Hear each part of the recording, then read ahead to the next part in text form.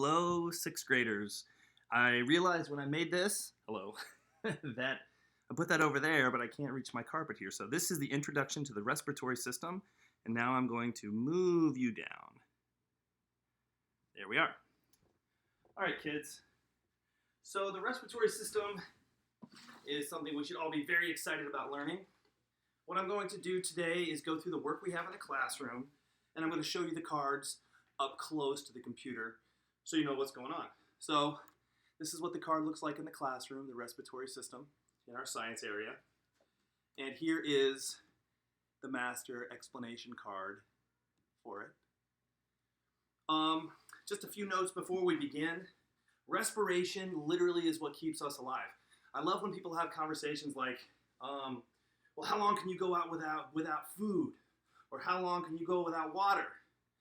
Let's see, how long can we go on without air?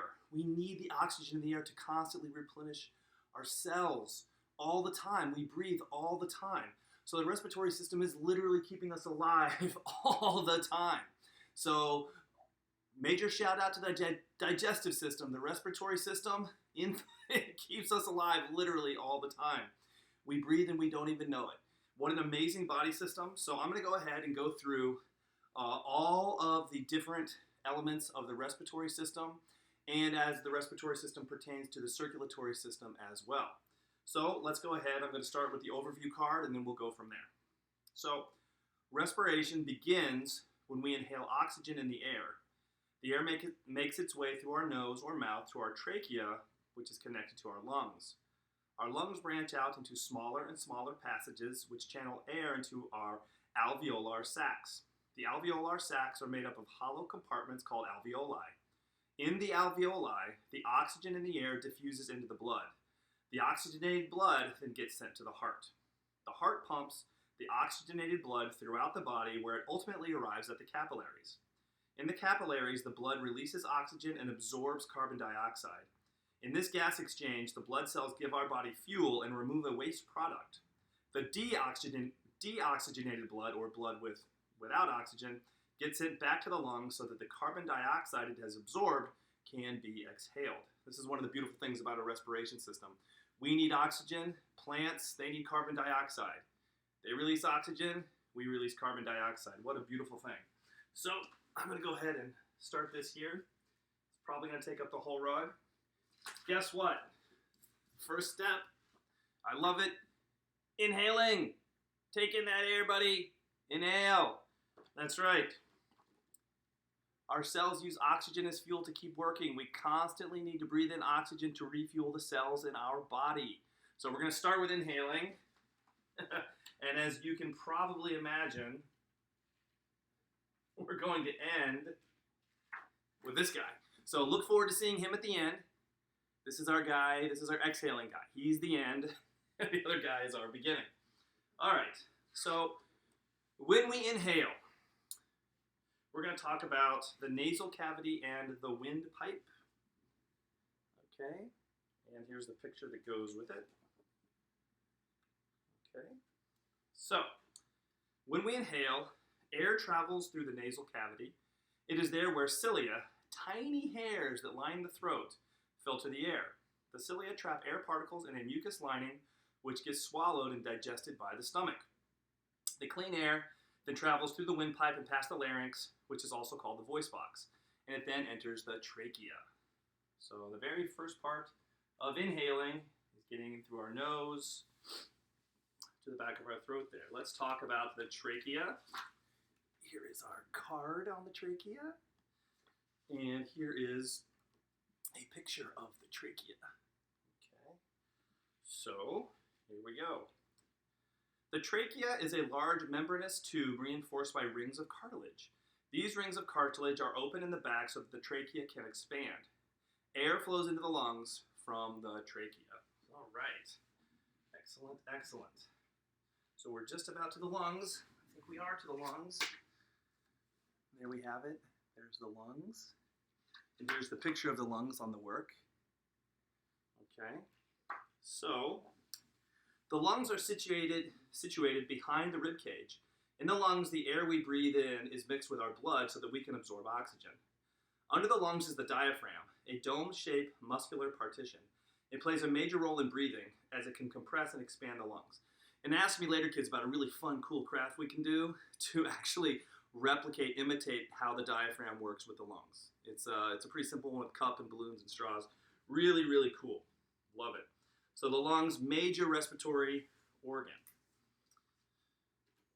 Next, in the lungs, we're going to talk about the bronchi. Okay, and here is the picture of the bronchi as they get smaller and smaller there. It looks kind of like a tree, to be quite honest with you. In the lungs, the trachea branches off into many air passages called bronchi. These bronchi branch off into smaller passages called bronchioles. At the end of the bronchioles, there are alveolar sacs where air is exchanged with the blood. So that's the bronchi. Very, very cool. And by the way, kids, I have a particular attachment to the respiratory system. I spent my childhood struggling against asthma, which is a condition affecting your alveoli and your lungs. And I'm really glad I've learned a lot about it, about the respiratory system, because the respiratory system was always on my mind when I was a kid. So let's talk about the alveoli. This is what they look like at a close-up level. The alveolar sacs are comprised of hollow compartments called alveoli.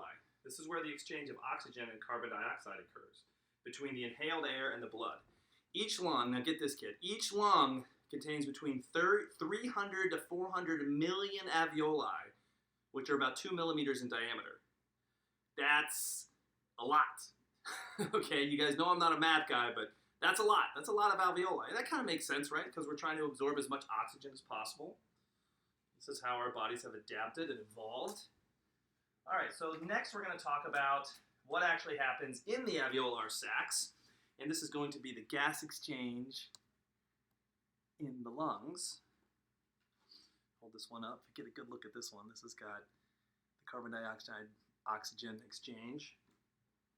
So, gas exchange in the lungs. In the alveolar sacs, the air diffuses into the blood. The oxygen is absorbed by red blood cells because they have a protein called hemoglobin that absorbs oxygen. This reaction also causes carbon dioxide to be released from the blood and into the lungs to be breathed out. So this is our major moment of gas exchange. This is where the magic is happening at the cellular level. And since we brought up hemoglobin, I think it'd be just right to talk about it. So let's talk about hemoglobin. Okay. All right. So hemoglobin is the protein in our blood cells that transports oxygen and carbon dioxide in our body. There are 280 million hemoglobin molecules in a blood cell. Now, wait a second. There are 280 million hemoglobin molecules in a blood cell. That's a lot. I don't know how many blood cells we have, but I'm sure it's a lot too. That's a lot. Hemoglobin can absorb either oxygen or the byproducts of carbon dioxide. It prefers to absorb whatever molecule is most present. The blood travels from the lungs, where oxygen is more present, to be sent to cell tissue in the body, where carbon dioxide is more present.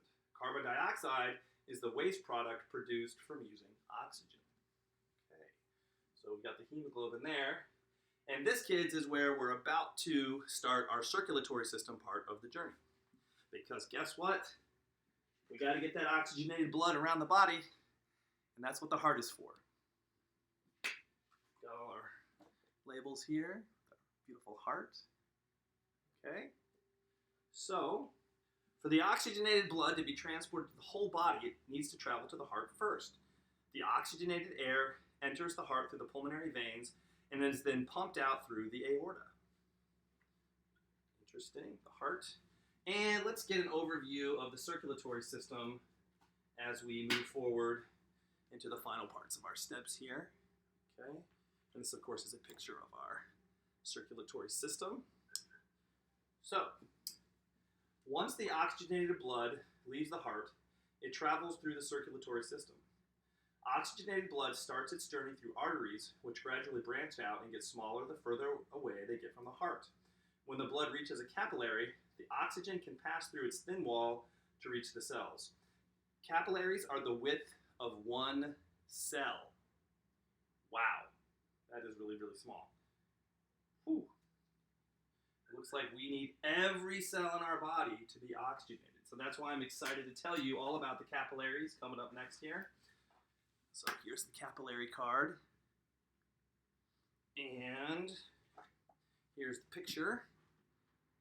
What's going on there? The capillary. All right, so the capillaries are where the oxygen we breathe gets deposited. There are so many capillaries in our body that no cell is further than 1/2 of a millimeter from a capillary. The capillaries are immersed in interstitial fluid where molecules get freely exchanged from the surrounding cells in the capillary. The blood cells exchange oxygen molecules for carbon dioxide molecules within this fluid. At the end of the capillary, the deoxygenated blood, or the blood without the oxygen, is taken back to the heart by the veins. And I think a lot of you guys know this. Arteries are where oxygenated blood is and where it flows out from the heart to the rest of the body. The veins are where deoxygenated blood comes back so that it can get exchanged in the lungs. So let's talk about a very important part of the process here called the oxidation of cells.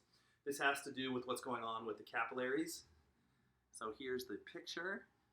And here is, I'm sorry, that was the text. Here's the picture. Okay. All right.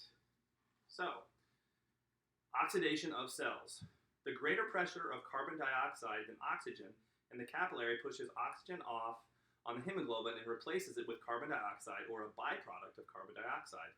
Much of the carbon dioxide in the capillary reacts with water to form what's called carbonic acid. The hemoglobin will take the hydrogen molecules from that carbonic acid to make bicarbonate. In the lungs, the reverse of this process will happen as carbon dioxide gets replaced by oxygen to be exhaled from the lungs. There's the key word, kids, exhaled. Now this oxidation, we're going to go into more detail of this at some point. This is basically biochemistry, right? We have all these exchanges going on with all these molecules. This is really, really interesting stuff. And finally, guess what? Looks like we've made it. That's right. Here's my guy exhaling. And here is the end product. So, the end product of the respiratory system is the exhaling of carbon dioxide. It can then be absorbed by plants through photosynthesis and create more oxygen for us to breathe. That's right, folks. I said it once, I'll say it again. It's a beautiful cycle. Plants use carbon dioxide and create oxygen. We use oxygen and create carbon dioxide as a waste product. So this has been an introduction to the respiratory system. I think that one of the most important things we can do is really look at both the physical structures and the fact that the respiratory system is aided by the circulatory system. They work together. So without the circulatory system, our cells would die and the respiratory system wouldn't matter. Without the respiratory system, our cells aren't getting the oxygen from the outside. So these two body systems work in perfect harmony to keep us alive on a daily basis. So thank you all for watching this brief presentation. I hope you enjoyed it. This was our respiratory system work. This is a brief introduction to the respiratory system, 6th graders. I look forward to doing more work with all of you with the respiratory system in science. Have a great day.